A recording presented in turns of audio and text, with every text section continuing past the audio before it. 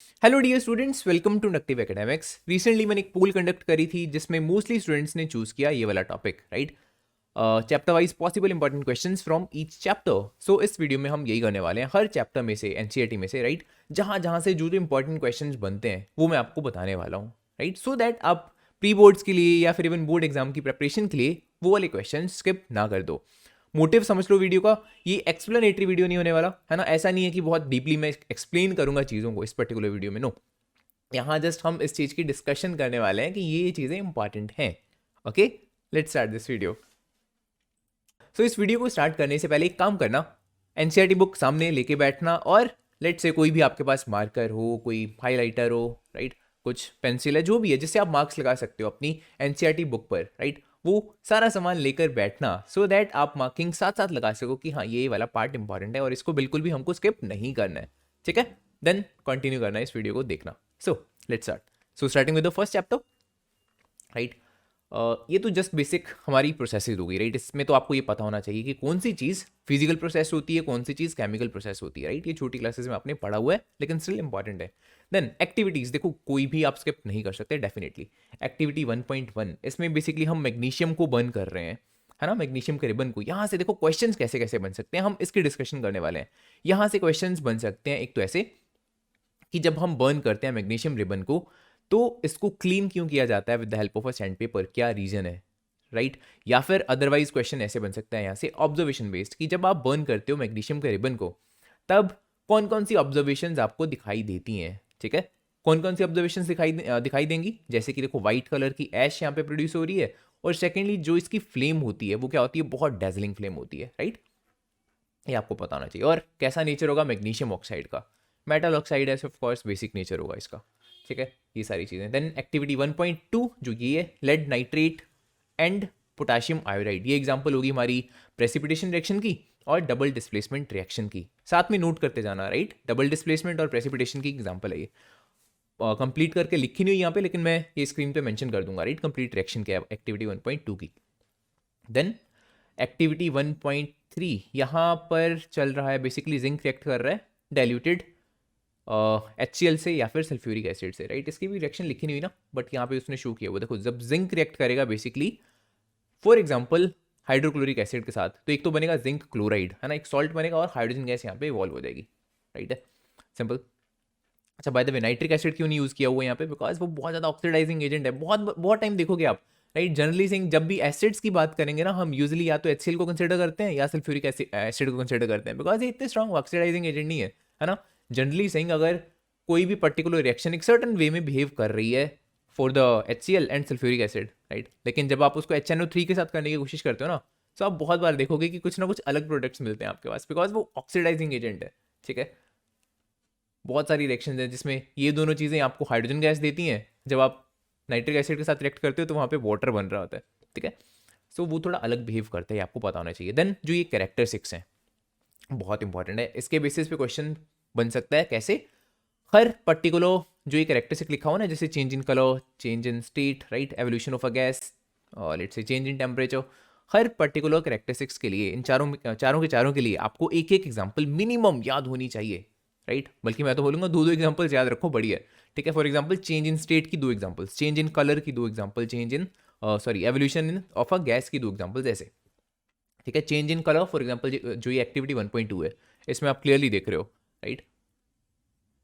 यहाँ पे yellow colour के बेसिकली प्रेसिपिटेट्स देखने को मिलते हैं, जो जो ये वाला एक्टिविटी है 1.2 वाली, ठीक है।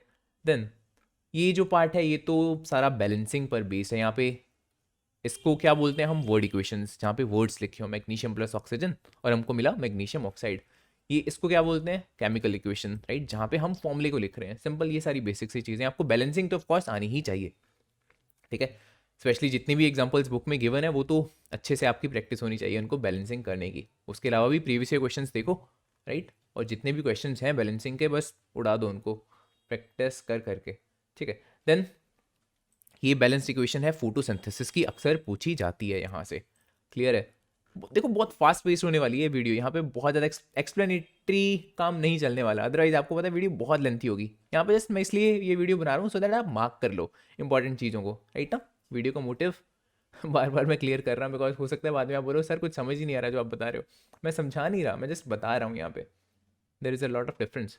Then types of reaction, again हर पर्टिकुलर रिएक्शन की अलग अलग एग्जाम्पल्स आपको याद होनी चाहिए, मिनिमम 2 एग्जाम्पल्स तो पक्का ही याद होनी चाहिए। फॉर एग्जाम्पल अगर कॉम्बिनेशन रिएक्शन है, ठीक है, आपसे वो पूछ लेता है लेट्स सपोज कॉम्बिनेशन रिएक्शंस क्या होती हैं और 2 एग्जाम्पल्स दो, राइट।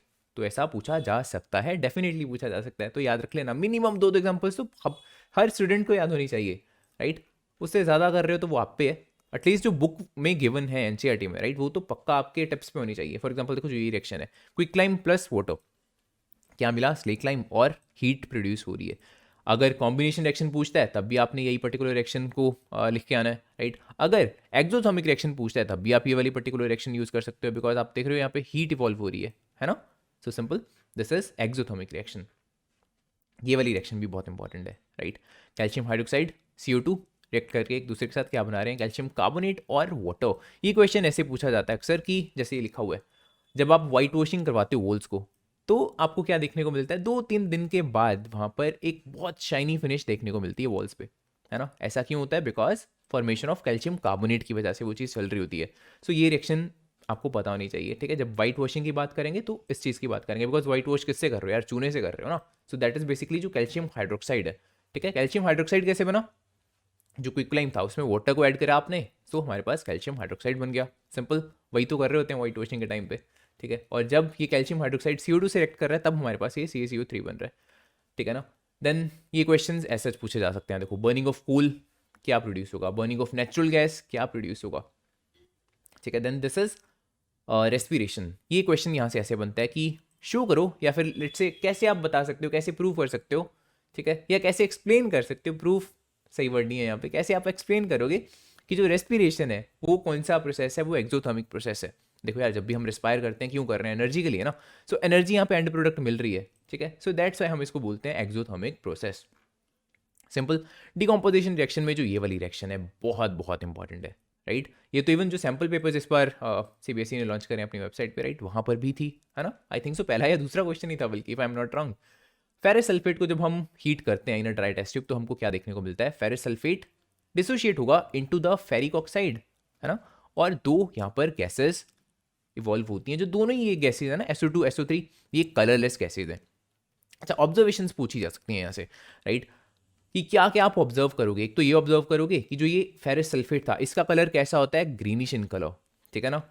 जो फेरिक ऑक्साइड है इसका कलर होता है रेडिश ब्राउन, ठीक है। तो पहला आप ये चेंज देखोगे कि जो फेरस सल्फेट था उसका कलर ग्रीनिश से कैसा हो गया, रेडिश ब्राउन, है ना, बिकॉज जो फेरिक ऑक्साइड है that is brown in colour, ferrous sulphate that is green in colour.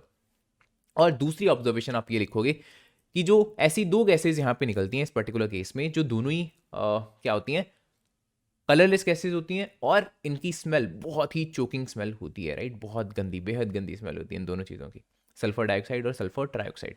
तो सिंपल यहाँ पे ये ऑब्जर्वेशन हमारी बनती हैं। देन ये, हाँ, लाइमस्टोन को आप हीट करते हो तो क्या मिलेगा आपके पास, क्विक लाइम और CO2। अच्छा, बाय द वे, ये डिकम्पोजिशन हम कैसे कर रहे हैं अभी फिलहाल, हीट की हेल्प से, ठीक है। सो इनको हम क्या बोल सकते हैं, थर्मो डिकम्पोजिशन। फॉर एग्जाम्पल आपसे पूछ ले थर्मो डिकम्पोजिशन की 2 एग्जाम्पल्स लिखो, है ना। तो सिंपली आप एक ये एग्जाम्पल लिख सकते हो, आप ये एग्जाम्पल लिख दो, ठीक है ना। सो ये दोनों एग्जाम्पल्स हैं बेसिकली थर्मल डिकम्पोजिशन की। देन हाँ, ये वाली रिएक्शन भी एक तीसरी रिएक्शन भी है, ये भी बहुत इंपॉर्टेंट रिएक्शन है, काफ़ी बार एग्जाम में ये पूछी जा चुकी है। लेड नाइट्रेट, जब आप इसको हीट करते हो, अगेन थर्मल डिकम्पोजिशन चल रही है, लेड ऑक्साइड मिलेगा, नाइट्रोजन डाइऑक्साइड मिल रही है यहाँ पे और ऑक्सीजन यहाँ पे इवॉल्व हो रही है, राइट। इलेक्ट्रोलिसिस, यहाँ पे रिएक्शन नहीं लिखी हुई, रिएक्शन में यहाँ पे मेंशन कर दूंगा, राइट। वाटर को आप ऑफकोर्स जब इलेक्ट्रोलाइज करोगे तो किससे मिलकर बना हुआ है, वो हाइड्रोजन और ऑक्सीजन से मिलकर ही तो बना हुआ है, तो ऑफकोर्स वही 2 गैसेज आपके पास मिलेंगी। अच्छा, कौन सी इलेक्ट्रोड पर कौन सी गैस इवॉल्व होगी इसका ध्यान रख लेना, राइट, ये क्वेश्चन बिकॉज पूछा जा सकता है। Then this is the photo decomposition, जब आप लाइट को यूज कर रहे हो, सनलाइट को, ठीक है ना। तो ये एग्जांपल होगी फोटो डिकम्पोजिशन की, जब आप सिल्वर क्लोराइड लोगे या सिल्वर ब्रोमाइड की भी एग्जांपल ले लो, दोनों सेम वे में बिहेव कर रहे हैं बेसिकली। जब भी आप सनलाइट में इसको थोड़े टाइम के लिए रखोगे तो क्या आपको देखने को मिलेगा, एक तो क्लोरीन गैस इवॉल्व हो जा रही है, राइट, और सेकेंडली यहाँ पर जो सिल्वर क्लोराइड था वो बेसिकली डिसोशिएट होकर सिंपली सिल्वर मेटल में कन्वर्ट हो रहा है। सेम केस यहाँ पे, ठीक है। तो इसी वजह से जो सिल्वर क्लोराइड होता है, जो सिल्वर ब्रोमाइड होता है, उसको हम डार्क कलर्ड की बॉटल्स में स्टोर करते हैं सो दैट वैसे डिसोशिएट ना कर जाए, clear. Then this is the displacement reaction. अच्छा, ये इन टेक्स्ट क्वेश्चंस जितने भी होते हैं ये जरूर देख लेना, राइट, मिस मत करना। डिस्प्लेसमेंट रिएक्शंस की बात करें तो ये तो यार बेहद बेहद इंपॉर्टेंट रिएक्शन है। पहले चैप्टर में से आई डोंट थिंक सो कि इससे ज़्यादा इंपॉर्टेंट कोई पर्टिकुलर क्वेश्चन बार बार पूछा गया होगा। ऑलमोस्ट हर साल ये क्वेश्चन पूछा जाता है। देखो ये आपको पता होगा कि जो आयरन है ना, जब भी वो कॉपर सल्फेट के साथ रिएक्ट करेगा उसके एक्वियस सॉल्यूशन से, बिकॉज देखो आयरन यहाँ पे ज़्यादा रिएक्टिव है कॉपर से। रिएक्टिविटी सीरीज आप सबको याद होनी चाहिए, ठीक है ना। आयरन बिकॉज रिएक्टिविटी सीरीज में कॉपर से ऊपर आता है, सो ऑफ कोर्स ये क्या करेगा, कॉपर को यहाँ से डिस्प्लेस कर देगा, है ना। सो आपके पास मिलेगा आयरन सल्फेट और कॉपर। ऑब्जर्वेशंस हर रिएक्शन की बहुत इंपॉर्टेंट है, ठीक है ना। स्पेशली जहाँ जहाँ पे उन्होंने लिखा हुआ है ना एनसीईआरटी में, जो जो भी ऑब्जर्वेशंस एनसीईआरटी में लिखी हुई हैं कि लेट्स सपोज इसका कलर ऐसा था बाद में ऐसा हो गया, ढंग से देख लेना उसको, डैम श्योर वहाँ से क्वेश्चन पूछा ही जाएगा, ठीक है ना। जो जो ऑब्जर्वेशन एनसीईआरटी में है वो बहुत ज़्यादा इंपॉर्टेंट है, इसीलिए वहाँ पे मेंशन की हुई है। यहाँ पर भी आपसे पूछ सकता है कि इस पर्टिकुलर रिएक्शन में कौन कौन सी ऑब्जर्वेशन आपको देखने को मिलेंगी। पहला जो कलर है, देखो ये था कॉपर सल्फेट, इसका कलर होता है ब्लूइश इन कलर, लेकिन बाद में आप देख रहे हो इसका कलर कैसा फेड हो गया, तो पहली ऑब्जर्वेशन ये है। सेकेंडली जो आयरन नेल थी उसका कलर पहले ऐसा था, राइट, एकदम शाइन कर रही थी वो, लेकिन बाद में रिएक्शन के बाद आप देख रहे हो एकदम रेडिश ब्राउनिश सा कुछ कलर हो गया इसका। तो ये दो ऑब्जर्वेशन आपको दिखाई देंगी जब बेसिकली आयरन रिएक्ट करेगा कॉपर सल्फेट के एक्वेस सॉल्यूशन के साथ। Simple same. ये कुछ और एग्जांपल्स हैं डिस्प्लेसमेंट रिएक्शन की। अच्छा by the way, displacement reactions की जब हम बात करते हैं, है ना, सो मोस्टली केसेस में 99% केसेस में आपको ऐसा ही देखने को मिलेगा कि एक चीज़ उसमें से एक्वेस फॉर्म में होगी ही होगी, ठीक है। सो उसके अकॉर्डिंगली आप आइडिया लगा सकते हो कि हाँ जो रिएक्टेंट्स हैं उनकी स्टेट्स क्या हैं, क्लियर ना। देन डबल डिस्प्लेसमेंट, ये भी 99% केसेस में आपको यहाँ पर भी ऐसा ही देखने को मिलेगा, स्पेशली अगर मैं क्लास 10th की रिएक्शंस की बात करता हूँ, राइट। हर बार आपको ऐसा देखने को मिलता है ऑलमोस्ट कि हाँ जो डबल डिस्प्लेसमेंट रिएक्शंस हैं वो टेक प्लेस करते हैं इन द एक्वेस सॉल्यूशन। देखो फॉर एग्जांपल ये सोडियम सल्फेट है, right, it is in the form of aqueous solution. Then जो बेरियम क्लोराइड है ये भी एक्वेस है, ये जो सोडियम क्लोराइड है ये भी एक्वेस है, लेकिन जो ये बेरियम सल्फेट है ये यहाँ पे सॉलिड है। वाई? बिकॉज ये वाटर में सॉल्युबल नहीं होता। आपको कुछ सॉल्ट्स पता होने चाहिए जो वाटर में डिजॉल्व नहीं होते हैं, ठीक है। मैं यहाँ पे मेंशन कर दूंगा, बाय द वे टेंशन लेने की आपको ज़रूरत नहीं है। देखो जो भी चीज़ें वाटर सॉल्युबल है ना वो एक्वेस सॉल्यूशन बना रही हैं, राइट। अदरवाइज अगर बेरियम सल्फेट भी लेट्स सपोज वाटर में सॉल्युबल होता है ना, तो यहाँ पे सॉलिड ना लिखा होता इसके साथ, ये भी एक्वेस फॉर्म में होता। तो इस चीज़ का आपको ध्यान रखना पड़ेगा, राइट है। जो भी चीज़ अगर एक्वेस सॉरी जो भी चीज़ वाटर सॉल्युबल नहीं है वो कभी भी एक्वेस सॉल्यूशन नहीं बना सकती है। देन ऑक्सीडेशन रिडक्शन की ऑफ कोर्स जो भी बेसिक्स है इसका कॉन्सेप्ट है। Oxidation is gaining oxygen reducing hydrogen, reduction की बात करेंगे तो लूजिंग ऑक्सीजन गेनिंग हाइड्रोजन, है ना। वो आपको पता होना चाहिए कि हाँ कौन सी रिएक्शन में ऑक्सीडेशन हो रही है, कहाँ रिडक्शन हो रही है। और सेकेंडली जो ये रिडॉक्स रिएक्शन है, रिडॉक्स रिएक्शन में क्या होता है, दोनों चीज़ें साइमल्टेनियसली चल रही होगी, एक चीज़ ऑक्सीडाइज हो रही होगी और जो दूसरा रिएक्टेंट है वो रिड्यूस हो रहा होगा। एंड यहाँ से क्वेश्चन ऐसे बन सकता है कि इस पर्टिकुलर रिएक्शन में फॉर एग्जांपल कोई भी आपको रिएक्शन दे देगा, देन बोल सकता है कि ऑक्सीडाइजिंग एजेंट कौन है और रिड्यूसिंग एजेंट कौन है ना। ऑक्सीडाइजिंग एजेंट कौन होता है, जो क्या करता है दूसरे को रिड्यूस करता है और खुद ऑक्सीडाइज हो जाता है। सिमिलरली रिड्यूसिंग एजेंट कौन होता है, रिड्यूसिंग एजेंट वो होता है जो दूसरे को क्या करेगा, रिड्यूस करेगा और खुद ऑक्सीडाइज हो जाएगा। तो ये आपको रिएक्शन से देखना आना चाहिए, राइट, कि कौन सा एलिमेंट रिड्यूसिंग एजेंट है और कौन सा ऑक्सीडाइजिंग एजेंट है, क्लियर है। देन ये बेसिक सी चीज़ें हैं, राइट, कोरोजन क्या होता है, हाँ कलर जरूर यहाँ पे आप देख लेना।